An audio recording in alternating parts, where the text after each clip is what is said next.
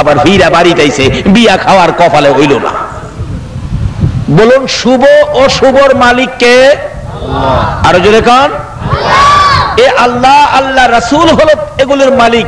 তারা যেই পথে গেছে আমরা সেই পথে যাব, তাইলে আমাদের শুভ হবে। নবীজির মা বাবার বিয়ে হয়েছে বৃহস্পতিবার দিবাগত রাত্রে, লম্বা ঘটনা। যাই হোক, সাক্ষাৎ হলো। এবার দুনিয়ার এসে গেলেন রাহমাতাল লিল আলামিন, তাশরিফ নিয়ে গেলেন আমিনার পেটে। খাজা আব্দুল্লাহ আসতেছে মক্কা নগরীতে, নওফেলের মেয়ে মরিয়ম দেখে ডাকতেছে, আব্দুল্লাহ, আব্দুল্লাহ আসো। আব্দুল্লাহ আসতেছে, কাছাকাছি আসতে আব্দুল্লাহর কপালে যে মিলাদুন নবী দেখতো, এখন তো আর দেখে না। চোখের পানি ছেড়ে দিলেন। নওফেলের মেয়ে মরিয়ম ঘরের ভিতরে ঢুকতেছেন। নওফেলের মেয়ে মরিয়ম, আব্দুল্লাহ পিছন দিয়া ডাকে, মরিয়ম রে, এতদিন আমাকে ডাকতি, আমার জন্য অপেক্ষায় থাকতি, দাঁড়িয়ে থাকতি, আজকে কেন আমাকে ডাক দিয়ে ঘরের ভিতরে চলে যাও? ও মরিয়ম দাঁড়াও না। দাঁড়ায় না, চোখের পানি ছেড়ে ছেড়ে বিছানায় পড়ে গেলেন। কাছে বসে ডাকতেছেন, ও মরিয়ম, আজকে কেন এরকম পাগলামি করতেছো? মরিয়ম উঠে বসে জিজ্ঞেস করেন, আব্দুল্লাহ রে, তুমি কি বিবাহ করে ফেলেছো? ও বিবাহ করেছি। আব্দুল্লাহ, আর তোর কাছে মনের কথা বলে লাভ নাই, আর তোর দিকে তাকাবো না রে। যে জিনিসের জন্য তোকে ভালোবাসতাম, যে জিনিসের জন্য তোর দিকে তাকিয়ে থাকতাম, আজকে সেই জিনিসটা তোর কপালের মধ্যে দেখা যায় না। রে আব্দুল্লাহ, কোথায় বিয়ে করেছো? বিয়ে করেছে মদিনায়। মেয়েটার নাম কি? মেয়েটার নাম আমেনা। মরিয়ম কান্দে, আমেনা গো, তোমার জীবন ধন্য হয়ে গেছে রে আমেনা। ইচ্ছে ছিল আব্দুল্লাহর বউ হবরে, আব্দুল্লাহর বিবি হবরে, মনে বড় আশা ছিল আব্দুল্লাহর বউ হইয়া রাহমাতাল লিল আলামিনের মা হব। আব্দুল্লাহ রে, রাহমাতাল লিল আলামিনের মা হতে পারলাম না, আমেনার ভাগ্য খুলে গেল রে আব্দুল্লাহ। যারে রাহমাতাল লিল আলামিনের মা যখন হতে পারলাম না, কসম খাইলাম রে, জীবনে আর কোনোদিন বিবাহ বসবো না। আমার আল্লাহ কয়, ও মরিয়ম, বিবাহ না বসলেও আমি তোর জন্য একটা ফাইসালা আমি করেছি। সেই ফাইসালা হাসরের দিন মরিয়ম নামের সকল মহিলাকে আমার আল্লাহ জান্নাতে দিয়ে দিবেন। মিলাদুন নবীর পক্ষে আসুন। বলতেছিলাম, নবী দুনিয়ার জমিনে এসে গেলেন। এইভাবে যা দেখতেছি সবাই মহিলারা এই নবীকে চিনেছে। মহিলারা এই নবীর পক্ষে, মহিলারা নবীকে চিনে ফেলেছে, মহিলারা নবীকে বরণ করেছে। আসছেন দুনিয়াতে, প্রথম নাম্বারে চিনেছে মা আমেনা, নবীজিকে কোলে নিয়েছেন। রাহমাতাল লিল আলামিন মিলাদুন নবী বরণ করে নিয়েছে। দ্বিতীয় নাম্বারে যিনি এই নবীকে বরণ করে নিয়েছেন, ইনি হলেন মা হালিমাতুস সাদিয়া। জোরে জোরে কান সুবহানাল্লাহ।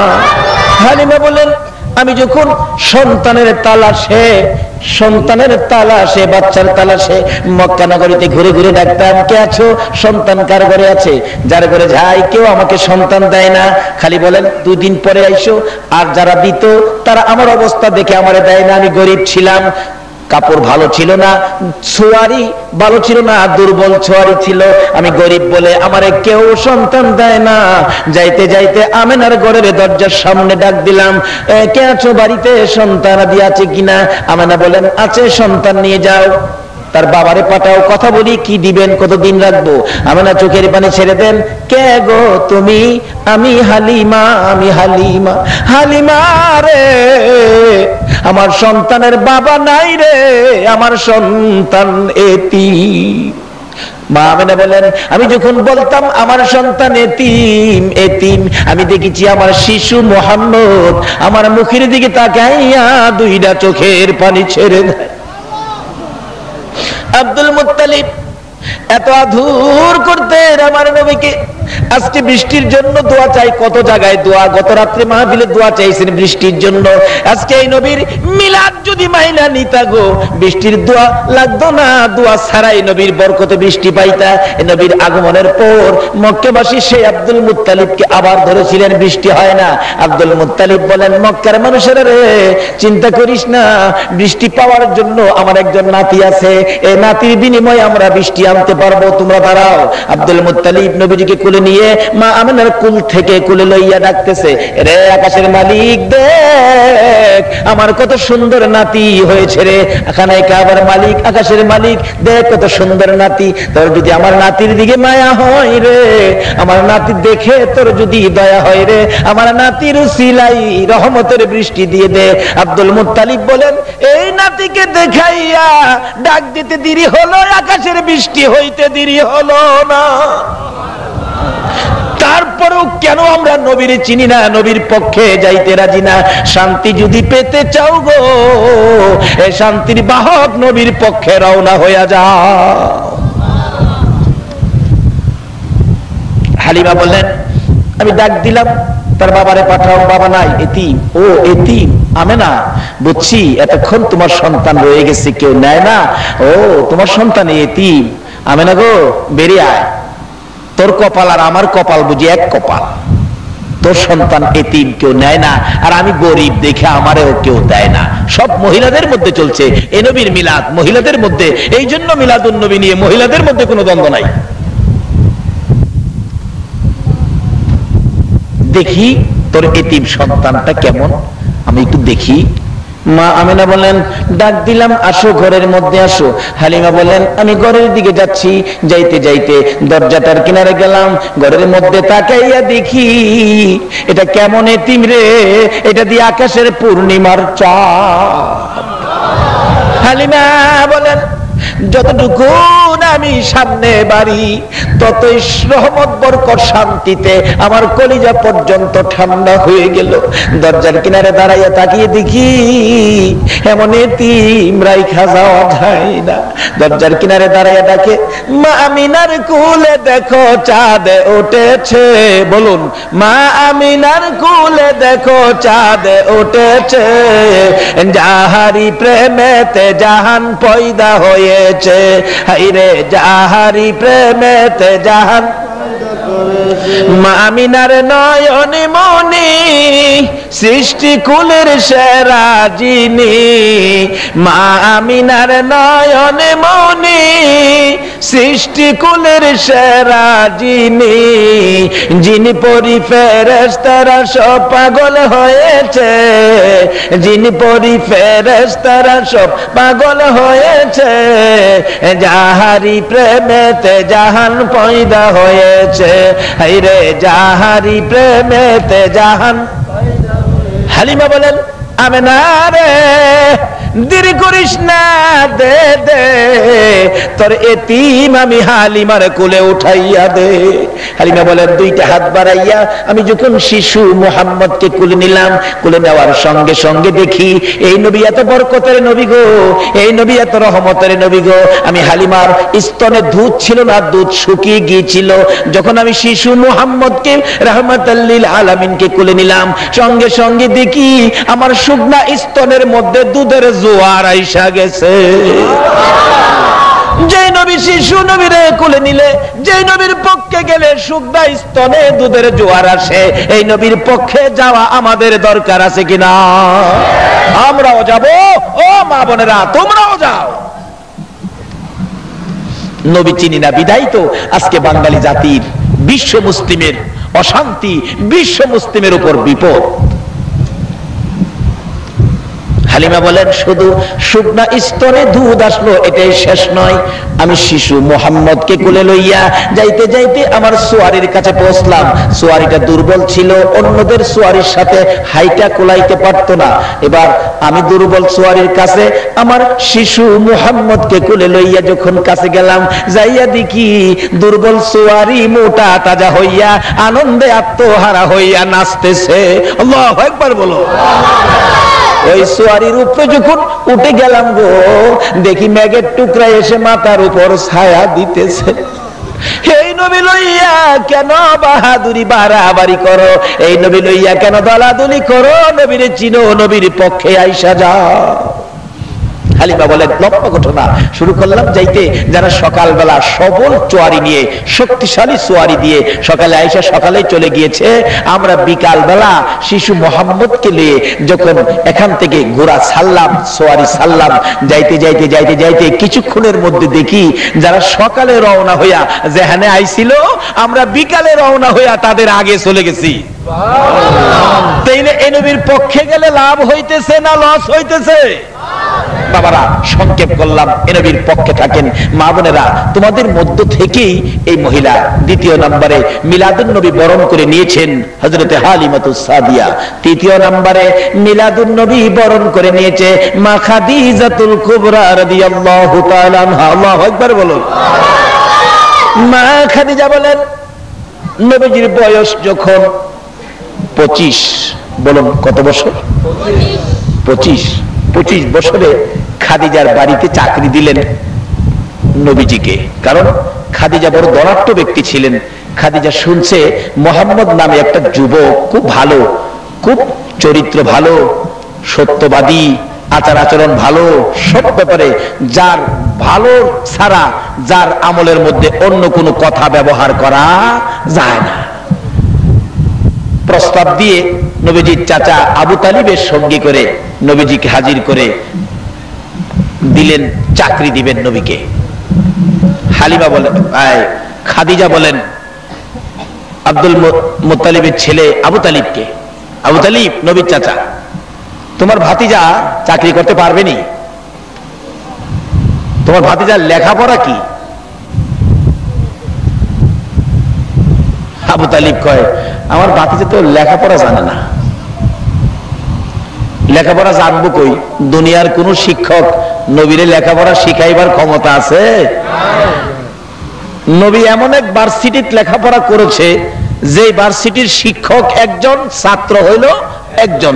শিক্ষক হলেন রাব্বুল আলামিন, ছাত্র হলো রাহমাতাল লিল, আর দুই আলামিনের খেলা, এখানে অন্য কেউ যাইতে পারে না। কেউ যদি কোন আপনারা আমরার মাদ্রাসাতে আয়া নবীজি উর্দু ভাষা শিখছে, আমরার মাদ্রাসাত আয়া নবী উর্দু ভাষা শিখছে, তাহলে বোঝা গেল নবীর উস্তাদ এই দেশে আছে। বলুন এই কথাটা কি আপনারা মাইনা নিতে পারেন? যারা এরকম কথা ব্যবহার করে তাদের পিছনে কি নামাজ পড়তে পারে?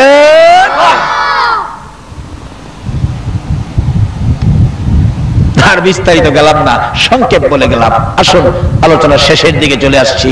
এবার দ্বিতীয় নম্বরে চিনলো হালিমা, তৃতীয় নম্বরে চিনলো তাও মহিলা, ইনি হলেন খাদিজা। বলুন এই মহিলাটা কে? খাদিজা। মা খাদিজাতুল কুবরা বলেন লেখাপড়া কি? চাচা হই আবু তালিব বলতেছেন লেখাপড়া জানে না। তাইলে লেখাপড়া না জানলে তো ব্যবসায় দেওয়া যাবে না, চাকরি কোন দিকে দিব? নবীরে জিজ্ঞেস করেন, মোহাম্মদ আপনি কি পাহাড়ে পাহাড়ে বেড়া বকরি ছাগলগুলো ঘাস খাওয়াইতে পারবেন? নবী হ্যাঁ পারবো, কিন্তু সাবধান, ভাগ ভাগ কিন্তু ছাগল নিয়ে যায়, সাবধানে রেখেন। নবীজি কয় না, বাগে নিবে না। হ্যাঁ এটাই চাই। নবীজি হালিমার বকরি পাহাড়ে ছাইরা নবীজি ঘুমাইতে হয়। হালিমা কয় দেখি তো, খাদিজা খাদিজা কয় দেখি তো মোহাম্মদকে যে বেড়া বকরি দিয়ে দিলাম ঠিকভাবে কাজ করতেছে কিনা। খাদিজা মাঝে মাঝে যায়, যায় দেখে মোহাম্মদ ঘুমায় থাকে, কিন্তু বড় বড় সাপগুলি এসে ফনা ধরে নবীজি ঘুমন্ত অবস্থায় মাথার উপর ছায়া দেয়। এ নবীর উম্মত যদি হইতে পারেন আপনাকেও সাপে ছায়া দিবে, যদি বলুন না সুবহানাল্লাহ। কিন্তু নবীর উম্মতের মধ্যে তো ক্লাস আছে, মিলাদুন নবীর পক্ষের উম্মত হইবেন না বিপক্ষের উম্মত হইবেন? মিলাদুন নবীর পক্ষের উম্মতের বরকত কত। বাদশাহ ইব্রাহিম ইবনে আদহাম বলকের বাদশাহ ছিলেন, লম্বা ঘটনা। একদিন রাত্রে দেখে ছাদের উপরে খরম পাও দিয়া কে জানি হাঁটতেছে। বাদশাহ জিজ্ঞাসা, ছাদের উপর কে? আমি। আমি কে? আরে আমি। কি করো? উঠ বিচারি। বাদশা কই ছাদের উপরে উঠ আছে? সাদের উপর যেমন উট থাকে না, এত আরামের মধ্যে থেকে আল্লাহ পাওয়া যায় না। একটা কম্বল নিয়ে বাদশাহী সাইরা বাইরে গেছে, আল্লাহরে কিভাবে পাইব তালাশ করতে করতে আল্লাহকে ঘুরতেছে।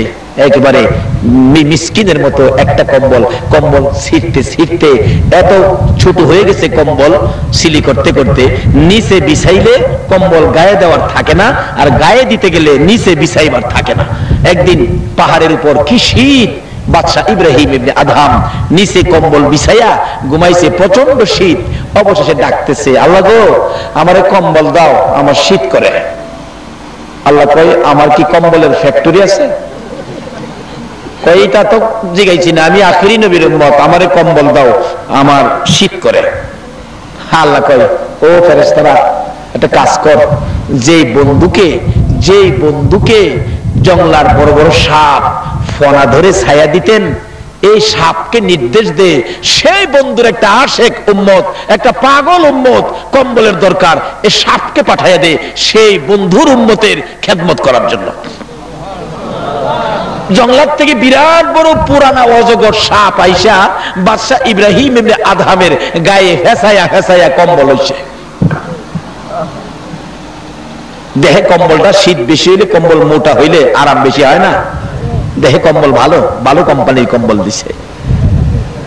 সাপ পেঁচাইতে পেঁচাইতে অজগর পেঁচাইয়া মাথাটাই না মাথার কাছে মারছে, মুখের থেকে গরম হাওয়া এসি মারতেছে।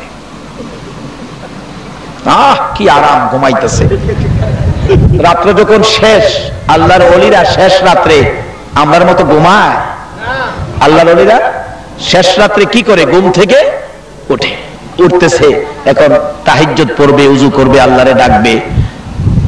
প্রথম জাগ্রত হয়ে ওই আগে কম্বলের ভাই চাইছে, প্রথম ছায়া দেহে কম্বল দিয়ে হা কইরা রয়েছে, এই যে গরম শ্বাস মারতেছে। কি ব্যাপার, কোন কোম্পানির কম্বল? যখন সজাগ হইছে, সাপের হা বন্ধ করছে, মাথা নিচু করছে। কোম্পানিটা জানি কি দেখতে হইব, দেহে চক্করওয়ালা। ভালো করে চোখ পরিষ্কার করে দেখে, হায় হায়, এটা দিয়ে অজগর কোম্পানি। তখন ভিতরে একটু ভয় এসে গেছে, হাই কি জানি কি বিপদ। আল্লাহ ভয় পাইস না, যেই নবীর সাপে ছায়া দেয় সেই নবীর উম্মতের সাপে কম্বল দেয়। জোরে জোরে ঘর সভা। কিন্তু ওই নবীর পক্ষে গেলে দিব না বিপক্ষে গেলে দিব? আল্লাহর ওলিরা কি নবীর পক্ষে ছিল না বিপক্ষে ছিল? বাবারে, আল্লাহর ওলিরাও এইভাবে নবীর পক্ষে ছিল, মিলাদুন নবীর পক্ষে ছিল। এইবার দেহে কম্বল পেস খুললা যাইতেছে গা। আচ্ছা, কম্বলের ফেস আছে, এটা দিয়ে ফেসুলা কম্বল। ফেস চিনেন না? পেস জিলাপি চিনেন? আপনাদের কি কোন জিলাপি তো কোন জিলাপির পেস আছে না? আমাদের এলাকায় এক বেচারা আরবদার মানুষ, বড় ব্যবসায়ী, ভাত আনবার লাগে দুপুরে কর্মচারী রাখছে, দুপুরে ভাত নিয়ে আসে। ভাত খাওয়া যাওয়ার সময় আরবদার মহাজন বেচারা 1 কেজি গরম জিলাপি কিনা দেয় বাড়ির লেগিয়া। হ্যাঁ, প্রত্যেক দিন ওই জিলাপি 4-5টা খায় না। রাত্রে বাড়ি গেলে বাড়ি অন্য জিগায়, জিলাপি কতটা দিছো? কই 1 কেজি। কই মাইকটা পাইছি 750 গ্রাম, 250 গ্রাম কম। কিরে ফালু, তুই জিলাপি খাইছস? কয় না, জিলাপি খাইছি না তো। কোথা না খাইলে কমলো কি লিগা? পরের দিন কয়, দাঁড়া, কেমনে দিতে হইব আমি জানি। মহাজন জিলাপি 1 কেজি কিনছে, গুনছে 32টা। 32টা গইনা দিছে জিলাপি, নে বাড়িতে লয়ে যা। রাস্তা গিয়া কয়, আজকা কি করি? 32টা তো গইনা বুঝা লইব। হ্যাঁ, একটা করে ফেস খুললা খাই লাইছে। অহন মাইপা দেহে 1/2 কেজি কম। বাড়ি অন্য কয়, কি গো ফালুর বাপ, জিলাপি কতটি দিছো? 1 কেজি। কয়টা? 32টা। কয় 32টা ঠিক আছে, কিন্তু মাফে 1/2 কেজি হইছে। কিরে কালু, জিলাপি কি করছস?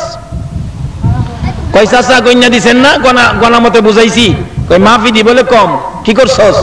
কয় চাচা গরম জিলাপি দেখলে আমার মিজাজ ঠিক থাকে না, গইনা দিছেন কি করবো, গনা ঠিক রেখে একটা করে ফেস খাইছি।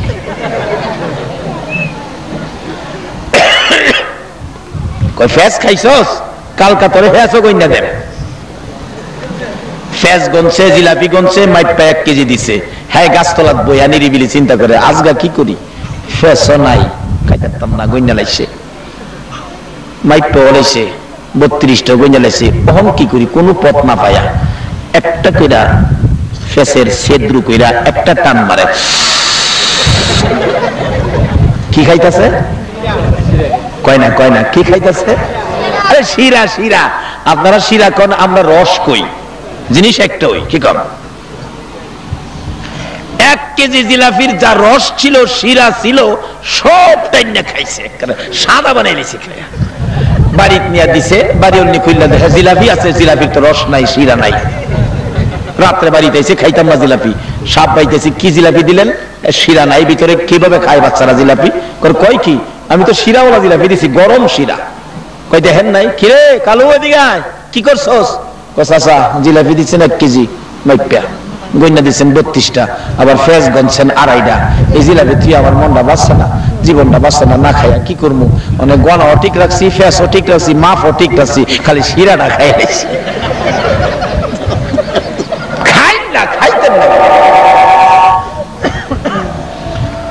বাদশা ইব্রাহিম এমনি আদম দেখে ফেস খুললা যাইতেছে গা, ঘুমের থেকে উইটা দেখে হাই হাই হাই, এটা তো কম্বল দিয়ে অজগর মার খায়, দিয়ে অজগর সাপ। ও খুদা কি ব্যাপার? আল্লাহকে চিন্তা করিস না, যেই নবীর ভালোবাসায় সাপ ছায়া দেয়, সেই নবীর ভালোবাসার উম্মতেরও আমার সাপে কম্বলের কাজ চালায়। জোরে জোরে কাজ। লম্বা ঘটনা, অনেক লম্বা হয়ে যাইতেছে। এবার মা খাদিজাতুল কুবরা রাদিয়াল্লাহু তাআলা আনহা বলেন, আল্লাহু আকবার বলুন। মা খাদিজা বলেন, দেখি আমার কর্মচারী মুহাম্মদের অবস্থা কি। যাইয়া দেখে ঘুমিয়েছে, সাপ, বড় বড় সাপ ছায়া দেয়। যাইয়া দেখে বকরিগুলো পাহাড়ে পাহাড়ে ঘাস খাইতেছে, পাশাপাশি জঙ্গলার বাঘ বকরির পাশে ঘুমিয়েছে। মা খাদিজা বলেন, আল্লাহর কসম করে বলি, মুহাম্মদ যখন আমার বকরির দায়িত্ব নিয়ে জঙ্গলায় রাখাল হয়েছিলেন, আমার একটা বকরিকেও জঙ্গলার বাঘ কোনোদিন থাপা দেয় না। নবী যদি কারো পক্ষে থাকে রে, নবী যদি বকরির পক্ষে থাকে, জঙ্গলার বাঘে তাপা দেয় না। এ নবীর পক্ষে যদি যাইতে পারো গো, আল্লাহর জাহান্নামে তোমাকে নিতে দিবে না। হালিমা ডাকে, খাদিজা ডাকে, ও আমার সঙ্গীরা, আমার বংশের লোকেরা, পাড়া প্রতিবেশীরা, মুহাম্মদ খুব ভালো ছেলে, খুব ভালো ছেলে। মুহাম্মদকে আর বকরি চড়াইতে দিব না, ব্যবসার দায়িত্ব দিলেন। ব্যবসা এত সুন্দর করে চালাইতেছেন নবীজি, এত সুন্দর, এত লাভ, এত প্রফিট, এত ব্যবসা। খাদিজা তো খুশি হয়ে গেলেন। হিসাব করে দেখে 10 বছরের ব্যবসা যা না হইছে, নবীর দায়িত্বে 1 বছরে এর চেয়ে বেশি ব্যবসা হয়েছে। সুবহানাল্লাহ।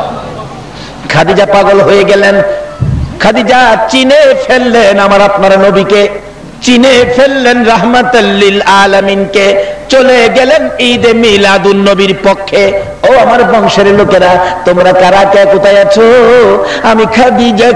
আমি খাদিজাকে মুহাম্মদের সাথে বিবাহ জুড়াইয়া দাও, আমি বিবাহ বসবো। লোকেরা কয়, খাদিজা তোমার কি মাথা খারাপ? মুহাম্মদ ছেলে, শেষ। বাবা নাই, বাবা নাই, মা নাই, ছেলেটার এতিম, কিচ্ছুই নাই। থাক থাক থাক, মা নাই, বাবা নাই, জমি জমা নাই, বাড়িঘর নাই, এই ছেলের কাছে বিবাহ বসতে পাগল হয়েছ রে খাদিজা। এমন একটা এতিমের কাছে, গরিবের কাছে তুমি বিবাহ বসতে পাগল হয়েছ। এবার খাদিজা বলেন, আমার বংশের লোকেরা গো, পাড়া প্রতিবেশীরা গো, তোমরা দেখতেছো মুহাম্মদ এতিম, তোমরা দেখতেছো মুহাম্মদ গরিব, মুহাম্মদের কিছু নাই। আমি খাদিজার চোখটা খুলে তোমাদের চোখে লাগাইয়া দেখো, আমি দেখি মুহাম্মদের কুল কায়নাতের মাহাজন। তোমরা দেখো গরিব এতিম কিছু নাই, আমি দেখি, আমার চোখটা লাগাইয়া দেখো, তোমরা দেখবা মুহাম্মদ কুল কায়নাতের মাহাজন। এই সমস্ত কথা বললে তো হয় না, সামাজিকতা তো আছে। এই অবস্থায় তোমাকে বিবাহ দেওয়া সম্ভব নয়। পায়ে ঢেলে দিলাম রে, আমি খাদিজা গরিব হয়ে গেলাম। বলো, আমি গরিব খাদিজা রে ধনী মুহাম্মদের কাছে বিবাহ দিবানি। তৃতীয় নাম্বারে যিনি আমার নবীকে চিনেছিলেন ইনিও ছিলেন মহিলা, ইনিও ছিলেন মহিলা মা খাদিজা। চতুর্থ নম্বরে যিনি এই নবীর ভালোবাসায় জীবন দিয়েছিলেন গো, তিনিও ছিলেন মহিলা, হযরতে সুমাইয়া। সুমাইয়া যেদিন নবীর ভালোবাসার মালা গলায় পড়েছিল, নিষ্ঠুর পাষাণ আবু জাহেল সহ্য করতে পারে নাই আমার নবীকে ভালোবাসবে। সুমাইয়া আবু জাহেলের মন মানে না। আবু জাহেল ডাকে, সুমাইয়া ভাতিজার পক্ষে গেছস, নিষেধ দিলাম আর কোনোদিন যাবি না। ও সুমাইয়া যাবি না, আমার কথা শুনবি, ভাতিজার কথা শুনিস না। সুমাইয়া ডাকে, আবু জাহেল রে, তোমার কথা শোনার জন্য আল্লাহ বলে নাই, তোমার ভাতিজার কথা শোনার জন্য আল্লাহ বলেছে। বলস কি? তোমাকে শাস্তি দিব, দেন শাস্তি, মেরে ফেলবো, মেরে ফেলেন, কষ্ট দিব, কষ্ট দেন, কিন্তু মুহাম্মদের ভালোবাসা ছাড়বো না। চতুর্থ নম্বরে মহিলারাই গেল নবীর পক্ষে। আবু জাহেল, নিষ্ঠুর পাষাণ আবু জাহেল সুমাইয়াকে ঘর থেকে ধরে নিয়ে আসলেন জোর করে। সন্ত্রাসী নিষ্ঠুর আবু জাহেল জোর করে ধরে আইনা মরুভূমির মাঝখানে দাঁড় করাইয়া কেন নবীর পক্ষে গেল, কেন আমার নবীকে ভালোবাসা দিল? ওই সুমাইয়ার পরনের সকল কাপড়গুলো টাইনা টাইনা খুলে রে মরুভূমির মাঝখানে সুমাইয়াকে উলঙ্গ করেছে। সুমাইয়া দুইটা হাত এইভাবে বুকের মধ্যে রেখে চোখগুলি বন্ধ করে লজ্জায় চোখের পানি ছেড়ে কাঁদতেছে। আবু জাহেল ডাকে, মক্কার ছেলেরা রে, কে দেখবি সুমাইয়াকে উলঙ্গ করেছি, আয় আমার ভাতিজার পক্ষে যাওয়ার কারণে সুমাইয়াকে অপদস্থ করতেছি, আয় তোরা দেখি যা। সুমাইয়া কান্দে আর ডাকে, প্রভু গো, আবু জাহেল আমাকে উলঙ্গ করে মক্কার লোকদেরকে ডাকে আমারে দেখার জন্য, কিন্তু তোমারে একবারও ডাক দিল না। মাবুদ, তুমি যার প্রেমে সব বানাইছো গো, তোমার বন্ধুর ভালোবাসায় আমি কষ্টের মধ্যে আছি, আমি উলঙ্গ করে দিয়েছি, উলঙ্গ অবস্থায় আছি, তোমাকে তো দাওয়াত দেয় না দেখার জন্য। আমি সুমাইয়া তোমার বন্ধুর পাগলিনী, তোমাকে দাওয়াত দিলাম, আমি সুমাইয়ার একবার দেখা যাও না। এমনি সময় আবু জাহেল বলেন, আল্লাহরে দাওয়াত দেশ দেখার জন্য, দেখি তোর আল্লাহ তোরে দেখে কিনা, এবার আমি মজা বুঝাবো। নিষ্ঠুর পাষাণ আবু জাহেল ঘর থেকে বড় বল্লম নিয়ে আসলেন। বল্লম নিয়ে এসে তলপেটের নিচে সরম জায়গার মধ্যে নিষ্ঠুর আবু জাহেল রে নবীর আশেক মহিলার এত জোরে আঘাত করলো, একেবারে তলপেট ছিদ্র হইয়া জমিনে পড়ে জিহ্বাটা বাহির করে গলা কাটা মুরগির মতো লাফাইয়া লাফাইয়া কান্দে আর ডাকতেছে, মওত, তোমার বন্ধুর ভালোবাসায় জীবন দিলাম গো, দাওয়াত দিলাম, দেখা গেল না। আমার আল্লাহ বলেন, জিবরাইল রে, আমার বন্ধুর পাগলিনী সুমাইয়া ডাকে রে, আমার দেখার জন্য রে, দাওয়াত দিল রে, আমার বন্ধুর পাগলিনী সুমাইয়া জীবন দিতেছে। বল্লমের আঘাত করেছে আবু জাহেল, কষ্ট রে জিহ্বা বাহির করে দিছে।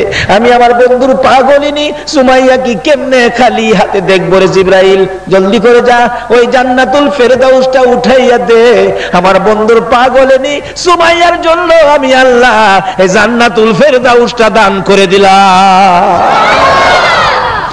এই নবীর পক্ষটাই হলো জান্নাতের পক্ষ। বাবারা, মিলাদুন নবীর পক্ষের হাত আল্লাহ খালি ফিরাবে না। যে নবীকে দেখাইলে আল্লাহ মক্কা নগরীতে বৃষ্টি দেয়, আমরা কি সেই বৃষ্টি পাইতে পারি না? আল্লাহ যেন রহমতের বৃষ্টি দেন, গজব না, রহমতের বৃষ্টির ভাগী যেন আল্লাহ আমাদেরকে করেন।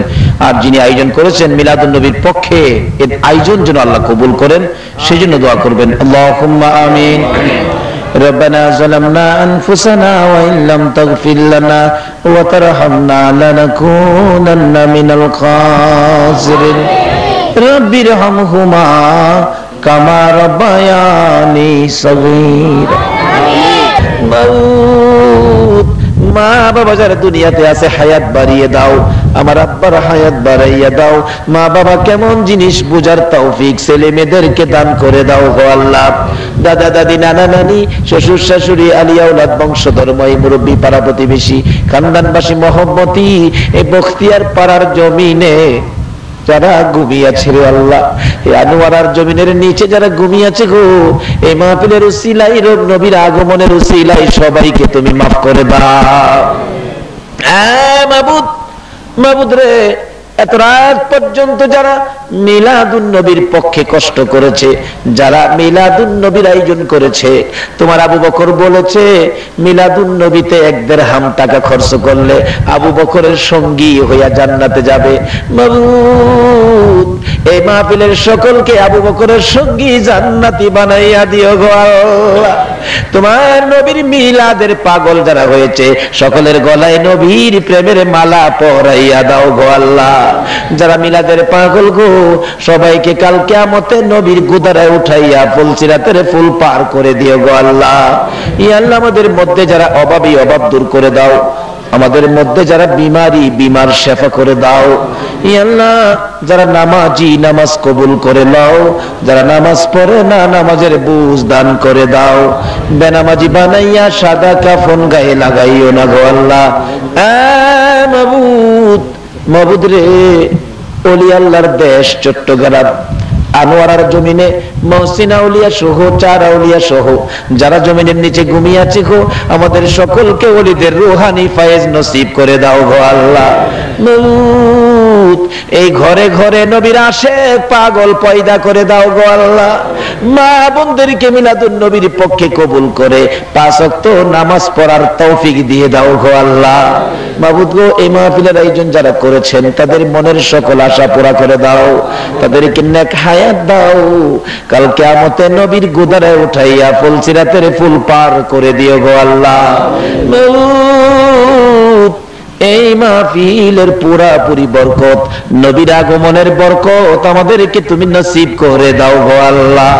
ইয়া আল্লাহ, এক ভাই হাদিয়া দিয়ে দোয়ার দরখাস্ত করেছেন, যে আশায় যে উদ্দেশ্যে দরখাস্ত, তার মনের আশা পুরা করে দাও গো আল্লাহ। মাবুদ, মাহফিল শেষে যারা যেখানে যাবে গো, সহি সালামতে পৌঁছাইয়া দিও গো আল্লাহ। মাবুদ রে, অনেকের ছেলেরা ভাইয়েরা বিদেশ থাকে, আল্লাহ সকলকে তুমি সহি সালামতে রাখো। যারা বিদেশ যাবে মনের আশা পুরা করে দাও গো আল্লাহ। ইয়া আল্লাহ, যাদের ছেলে মেয়ে আছে লেখাপড়া করে লেখাপড়ায় বরকত দাও, যারা পরীক্ষা দিয়েছে কামিয়াবি দান করে দাও। ইয়া আল্লাহ, যাদের ছেলে মেয়ে নাই ছেলে মেয়ে দিয়ে কলিজা ঠান্ডা করে দাও গো আল্লাহ। আমাদের সকলকে বেশি বেশি করে নেক হায়াত বাড়াইয়া দাও গো আল্লাহ। ইয়া আল্লাহ, যতগুলো দরখাস্ত করলাম মাহফিলের উসিলাই, দুরূদ ও সালামের উসিলাই, নবীর মিলাদের উসিলাই, নবীর আগমনের উসিলাই, সবগুলো তুমি কবুল করে নাও গো আল্লাহ। মাহফিল শেষে যারা যেখানে যাবে গো, সহি সালামতে পৌঁছাইয়া দিও গো আল্লাহ। সাল্লাল্লাহু তাআলা আলা খায়রি খালকিহি মুহাম্মাদিন ওয়া আলা আলিহি ওয়া আসহাবিহি আজমাইন বিহাক্কি লা ইলাহা ইল্লাল্লাহু মুহাম্মাদুর রাসূল।